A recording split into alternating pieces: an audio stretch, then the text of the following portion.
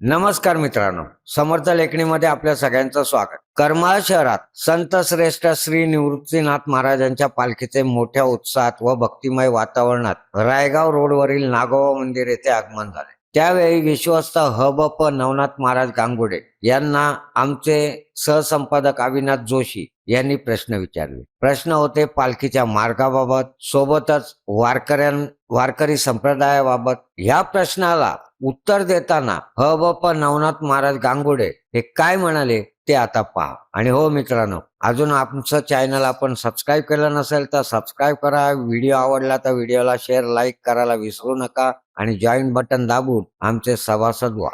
नाथ महाराज की जय.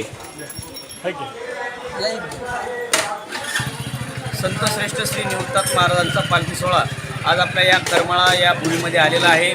परंपरेने याच मार्गाने सद्गुरू श्री निवृत्तीनाथ महाराज बऱ्याच दिवसापासून जातात. या ठिकाणी साधारणतः लाख सव्वा लाखाच्या दरम्यान समाज या ठिकाणी आपल्या समवेत वारकरी संप्रदायाचं आद्यगुरू सद्गुरू श्री निवृत्तीनाथ महाराजच्या ज्या पालखी सोहळ्यामध्ये सगळीच मंडळी या ठिकाणी उपस्थित असते. संपूर्ण वारकरी भाविक असतात. या ठिकाणी सर्व क्षेत्रातील व्यापारी असेल, शेतकरी असेल, कष्टकरी असेल, ही सगळी मंडळी आपल्या वारकऱ्यांची भोजनाची व्यवस्था या ठिकाणी दरवर्षी करत असते. आता बऱ्याच काही या ठिकाणी पालखीचा मार्ग बदलला आहे अशा प्रकारे काही बातम्या आपल्यापर्यंत पोहोचत आहेत. तसं संस्थांच्या माध्यमातून असं अधिकृत कुठल्याही प्रकारे असं जाहीर झालेलं नाही आहे. पालखीचा जो मार्ग आहे तो रायगाव मार्गे करमाळा तसंच जेऊर आपण मुक्कामी जाणार आहोत.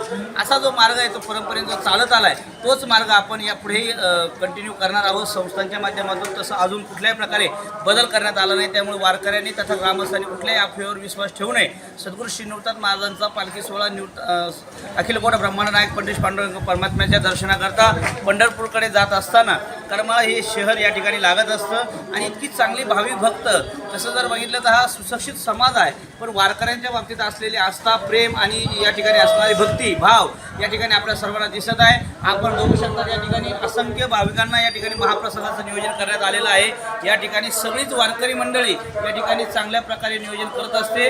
आमच्या संस्थांच्या वतीनं सर्वांना मनापासून धन्यवाद. त्या ठिकाणी अनेक सामाजिक संस्था, धार्मिक संस्था आपल्या या ठिकाणी पुढाकार घेत असतात. आपल्या विश्वगुरू निवृत्तीनाथ महाराज पायी पालखी सोहळ्याच्या वतीनं सर्वांना मनापासून धन्यवाद.